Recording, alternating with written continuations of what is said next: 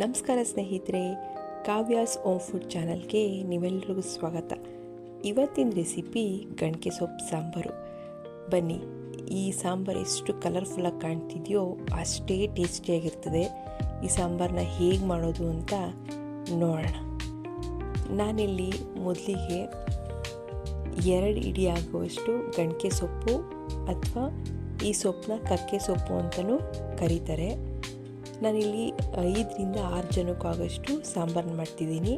ಅದಕ್ಕೋಸ್ಕರ ನಾನು 2 ಹಿಡಿಯಷ್ಟು ಸೊಪ್ಪನ್ನ ಬಿಡಿಸಿ ಕ್ಲೀನಾಗಿ ತೊಳೆದು ನೀರು ಸೋರಿಸಿ ತಗೊಂಡಿದ್ದೀನಿ. ಇದಕ್ಕೆ ನೆಕ್ಸ್ಟು ರುಬ್ಬಕ್ಕೆ ಏನೇನು ಮಸಾಲೆ ಬೇಕು ಅಂದರೆ, ನಾನಿಲ್ಲಿ 1 ಟೇಬಲ್ ಸ್ಪೂನ್ ಆಗೋಷ್ಟು ಹಸಿ ಅಕ್ಕಿನ ತೊಳೆದು 1 ಅವರ್ ನೆನೆಸಿಟ್ಟಿದ್ದೀನಿ. ನೋಡಿ, ಈ ಸ್ಪೂನ್ ಅಳತೆಯಲ್ಲಿ ನಾನು 1 ಸ್ಪೂನ್ ಆಗೋಷ್ಟು ಹಸಿ ಅಕ್ಕಿನ ತೊಳೆದು 1 ಅವರ್ ನೆನೆಸಿಟ್ಕೊಂಡಿದ್ದೀನಿ. ನೆಕ್ಸ್ಟು ಒಂದು 15 ಇಳುಕ್ಲಷ್ಟು ಬೆಳ್ಳುಳ್ಳಿನ ಸಿಪ್ಪೆ ತೆಗೆದು ತೊಳೆದು ಇಟ್ಕೊಂಡಿದ್ದೀನಿ. ಇದಕ್ಕೆ ಸ್ವಲ್ಪ ಬೆಳ್ಳುಳ್ಳಿ ಜಾಸ್ತಿ ಇದ್ದರೆ ರುಚಿ ಚೆನ್ನಾಗಿರುತ್ತೆ.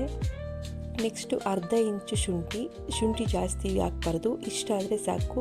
ತೊಳೆದು ಸಿಪ್ಪೆ ತೆಗೆದಿಟ್ಟಿದ್ದೀನಿ. ನೆಕ್ಸ್ಟು 1 ಇಂಚಷ್ಟು ಚಕ್ಕೆನೂ ಅಷ್ಟೇ ಜಾಸ್ತಿ ಹಾಕ್ಬಾರ್ದು. ನೆಕ್ಸ್ಟ್ ಈ ಸ್ಪೂನ್ ಅಳತೆಯಲ್ಲಿ 1 ಸ್ಪೂನಷ್ಟು ಜೀರಿಗೆ ತಗೊಂಡಿದ್ದೀನಿ.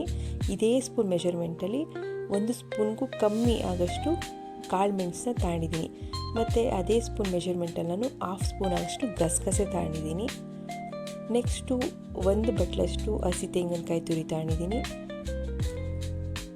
ನೆಕ್ಸ್ಟ್ ಇಲ್ಲಿ ನಾನು 1.5 ಟೇಬಲ್ ಸ್ಪೂನಷ್ಟು ಮಟನ್ ಸಾಂಬಾರು ಪೌಡ್ರು ಅಥವಾ ತರಕಾರಿ ಸಾಂಬಾರು ಪೌಡ್ರು ತಗೊಂಡಿದ್ದೀನಿ. ಮತ್ತು 1.5 ಸ್ಪೂನಷ್ಟು ಬೇಳೆ ಸಾಂಬಾರಿಗೆ ಯೂಸ್ ಮಾಡುವಂಥ ಪೌಡ್ರು ತಗೊಂಡಿದ್ದೀನಿ. ನೋಡಿ, ಈ ಸ್ಪೂನ್ ಮೆಷರ್ಮೆಂಟಲ್ಲಿ ನಾನು 1.5 ಸ್ಪೂನಷ್ಟು ಮಟನ್ ಸಾಂಬಾರು ಪೌಡ್ರು ಮತ್ತು 1.5 ಸ್ಪೂನಷ್ಟು ಬೇಳೆ ಸಾಂಬಾರಿಗೆ ಹಾಕುವಂಥ ಪೌಡ್ರು ತಗೊಂಡಿದ್ದೀನಿ. ನೆಕ್ಸ್ಟ್ ಇಲ್ಲಿ ನಾನು ಒಗ್ಗರಣೆಗೆ 1 ಬಟ್ಲಷ್ಟು ಎಣ್ಣೆ ತಗೊಂಡಿದ್ದೀನಿ.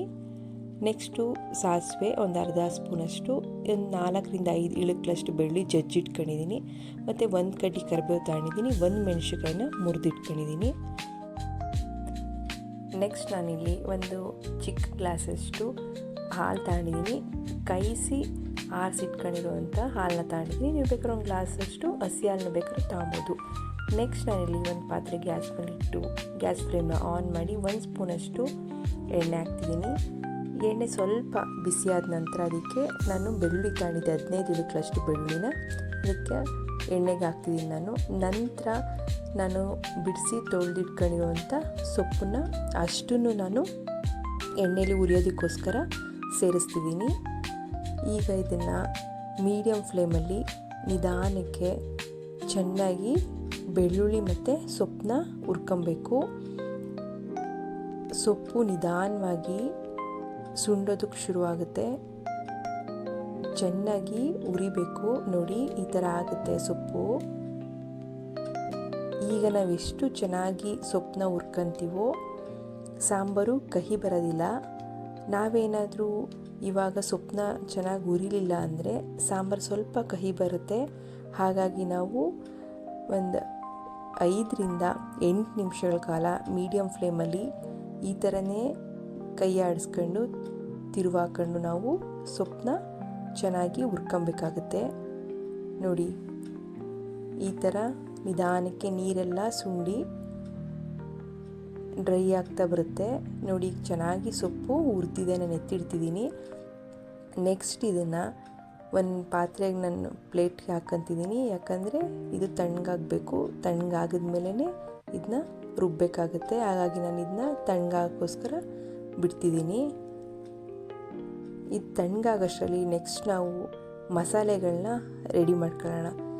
ನಾನಿಲ್ಲಿ ಒಂದು ಮಿಕ್ಸಿ ಜಾರ್ಗೆ 1 ಕಪ್ಪಷ್ಟು ಹಸಿ ತೆಂಗಿನಕಾಯಿ ತುರಿ ಮತ್ತು ನೆನೆಸಿಟ್ಕೊಂಡಿರುವಂಥ ಅಕ್ಕಿನ ಫಸ್ಟ್ ಇವೆರಡನ್ನೂ ಹಾಕಿ ನಾನು ಸ್ವಲ್ಪ ರುಬ್ಕೊತಿದ್ದೀನಿ. ನೋಡಿ, ಒಂದು ಸ್ವಲ್ಪ ನೀರು ಹಾಕಿ ಇದನ್ನು ನಾನೀಗ ರುಬ್ಕೊತಿದ್ದೀನಿ. ನೋಡಿ, ಇಷ್ಟು ರುಬ್ಕೊಬೇಕು ಫಸ್ಟು.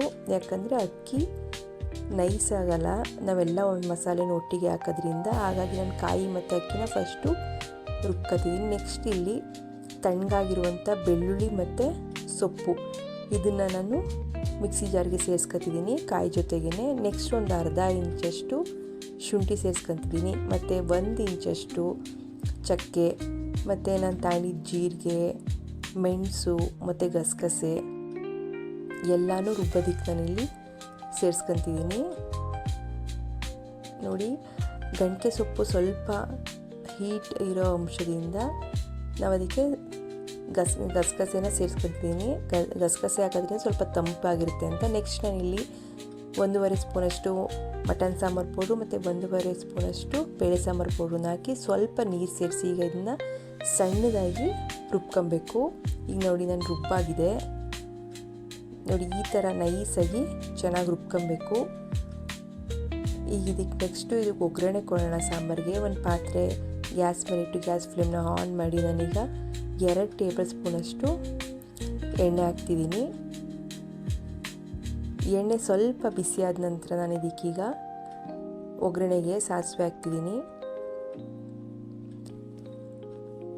ಸಾಸಿವೆ ಚಿಟಪಟ ಅಂತ ಸಿಡಿದ ತಕ್ಷಣ ನಾನಿಲ್ಲಿ ಅದಕ್ಕೆ ಒಗ್ಗರಣೆಗೆ ಜಜ್ಜಿಟ್ಕೊಂಡಿರೋ 4 ಇಳಕ್ಲಷ್ಟು ಬೆಳ್ಳುಳ್ಳಿ, 1 ಕಡ್ಡಿಯಷ್ಟು ಕರಿಬೇವು ಮತ್ತು 1 ಒಣಮೆಣ್ಸಿಕಾಯಿನ ಮುರಿದಿಟ್ಕೊಂಡಿರೋದನ್ನ ಸೇರಿಸ್ತಿದ್ದೀನಿ. ಇಷ್ಟನ್ನು ಲೋ ಫ್ಲೇಮಲ್ಲಿ 1 ನಿಮಿಷ ಹುರ್ಕೊಂಡ್ರೆ ಆಯಿತು. ನಂತರ ನಾನು ಇದಕ್ಕೆ ರುಬ್ಬಿಟ್ಕೊಂಡಿರೋ ಸೊಪ್ಪು ಮಸಾಲೆ ಸೇರಿಸ್ಕೊತಿದ್ದೀನಿ. ಸ್ವಲ್ಪ ಅದೇ ಮಿಕ್ಸಿ ಜಾರ್ಗೆ ಸ್ವಲ್ಪ ನೀರು ಹಾಕಿ ತಿರುವಿ ಹಾಕಿದ್ರೆ ಆಯಿತು. ಮಿಕ್ಸಿಲಿ ಅಂಟಿರೋ ಮಸಾಲೆ ಎಲ್ಲ ಬರುತ್ತೆ. ಇವಾಗ ನಾನು ಎಷ್ಟು ನೀರು ಸೇರಿಸ್ಬೇಕು ಸಾಂಬಾರಿಗೆ ಅಷ್ಟು ನೀರನ್ನ ಸೇರಿಸಿದ್ದೀನಿ. ನೋಡಿ, ಈ ಹದ ನಾನು ಸಾಂಬಾರನ್ನ ಮಾಡ್ಕೊಂಡಿದ್ದೀನಿ. ಇದಕ್ಕೆ ಸ್ವಲ್ಪ ನೀರು ಜಾಸ್ತಿ ಆದರೂ ಏನು ತೊಂದರೆ ಇಲ್ಲ, ಯಾಕಂದರೆ ಗಸಗಸೆ ಆಗಿರೋದ್ರಿಂದ ಸ್ವಲ್ಪ ಸಾಂಬಾರು ಗಟ್ಟಿನೇ ಬರುತ್ತೆ. ಈಗ ಇದನ್ನ ಕುದಿಯೋಕ್ಕೆ ಬಿಡೋಣ. ನೋಡಿ, ಈ ಥರ ಕುದೀತಿದೆ. ನೋಡಿ, ಸಾಂಬಾರು ಕಲರ್ ಎಷ್ಟು ಚೆನ್ನಾಗಿದೆ ಅಂತ. ಈ ಥರ ಹಿಂಗೆ ಕುದಿಯೋಕ್ಕೆ ಶುರು ಆದಮೇಲೆ ಇದನ್ನ ಮುಚ್ಚಬಾರ್ದು, ಮುಚ್ಚಿದ್ರೆ ಉಕ್ಕಿ ಸುರಿಯುತ್ತೆ. ಈ ಸೊಪ್ಪಂತೂ ಆರೋಗ್ಯಕ್ಕೆ ತುಂಬ ಒಳ್ಳೆಯದು. ಕೆಮ್ಮಿಗೆ, ನೆಗಡಿಗೆ, ಕಫಕ್ಕೆ ಮತ್ತು ಹೊಟ್ಟೆಲಿ ಉಣ್ಣಾಗುವಂಥದ್ದನ್ನು ಇದು ತಡೆಯುತ್ತೆ.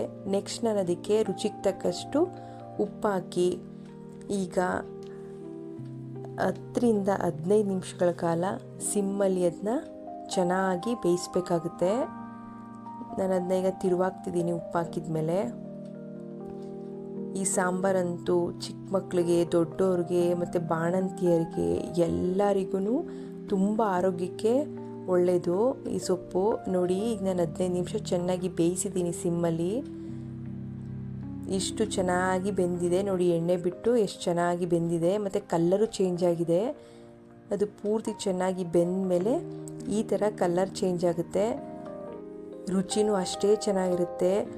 ಈ ಸೊಪ್ಪು ಸ್ವಲ್ಪ ಕಹಿ ಇರೋ ಕಾರಣ ಸಾಂಬಾರು ಕಹಿಯಾಗಿರುತ್ತೆ ಅಂತ ಅನ್ಕೊಂತೀವಿ, ಆದರೆ ಖಂಡಿತ ಈ ಸಾಂಬಾರು ಕಹಿ ಇರಲ್ಲ, ಅಷ್ಟೇ ರುಚಿಯಾಗಿರುತ್ತೆ. ನೋಡಿ, ನಾನೀಗ 15 ನಿಮಿಷಗಳ ಕಾಲ ಸಾಂಬಾರನ್ನ ಬೇಯಿಸಾದ್ಮೇಲೆ ಕೊನೆಯದಾಗಿ ನಾವು ತೆಗೆದಿಟ್ಕೊಂಡಿರುವಂಥ ಹಾಲನ್ನ ಹಾಕ್ತಿದ್ದೀನಿ. ನೀವು ಹಸಿ ಹಾಲು ಹಾಕ್ತೀರಾ ಅಂದರೆ ಒಂದು ಕುದಿ ಬರೋವರೆಗೂ ಬಿಡ್ಬೋದು ಸಾಂಬಾರನ್ನ. ನಾನಿಲ್ಲಿ ಕಾಯಿಸಿ ಆರಿಸಿರೋ ಹಾಲು ಹಾಕಿರೋದ ಕಾರಣ ನಾನು ಇದನ್ನ ಕುದಿಸ್ಕೊಳ್ಳೋ ಅಗತ್ಯ ಇಲ್ಲ. ಒಂದು ಚೆನ್ನಾಗಿ ತಿರುವು ಹಾಕಿ ಗ್ಯಾಸ್ ಫ್ಲೇಮ್ನ ಆಫ್ ಮಾಡಿದ್ರೆ ಆಯಿತು, ಸಾಂಬಾರು ರೆಡಿಯಾಗಿರುತ್ತೆ. ನಾವು ಹಾಲು ಹಾಕೋದ್ರಿಂದ ಸೊಪ್ಪಲ್ಲಿರೋ ಕಹಿ ಅಂಶ ಸ್ವಲ್ಪ ಕಮ್ಮಿ ಆಗುತ್ತೆ ಅನ್ನೋ ಕಾರಣಕ್ಕೆ 1 ಗ್ಲಾಸ್ ಹಾಲು ಸೇರಿಸೋದು. ಸಾಂಬಾರು ರೆಡಿಯಾಗಿದೆ. ಈಗ ಇನ್ನು ಮುದ್ದೆ ಜೊತೆ, ಅನ್ನದ ಜೊತೆ ತಿಂದರೆ ತುಂಬ ರುಚಿಯಾಗಿರುತ್ತೆ. ಒಮ್ಮೆ ಟ್ರೈ ಮಾಡಿ ಈ ರೆಸಿಪಿನ. ಆರೋಗ್ಯಕ್ಕಂತೂ ತುಂಬ ಒಳ್ಳೆಯದು. ತುಂಬ ಔಷಧಿ ಗುಣಗಳು ಈ ಸೊಪ್ಪಲ್ಲಿ ಅಡಗಿದೆ. ಅದ್ರ ಜೊತೆಗೆ ಸ್ವಲ್ಪ ಉಪ್ಪಿನಕಾಯಿ, ಸ್ವಲ್ಪ ತುಪ್ಪ ಇದ್ರಂತೂ ತುಂಬ ರುಚಿಯಾಗಿರುತ್ತೆ. ಇನ್ಸ್ಟೆಂಟ್ ಉಪ್ಪಿನಕಾಯಿ ರೆಸಿಪಿ ಚಾನಲಲ್ಲಿದೆ ಸ್ನೇಹಿತರೆ. ಮಾವಿನಕಾಯಿ ಇನ್ಸ್ಟೆಂಟ್ ಉಪ್ಪಿನಕಾಯಿ ವಿಡಿಯೋ ನೀವೊಂದ್ಸಲ ಚೆಕ್ ಮಾಡ್ಬೋದು. ನನ್ನ ಚಾನಲ್ ವಿಡಿಯೋ ಇದೆ.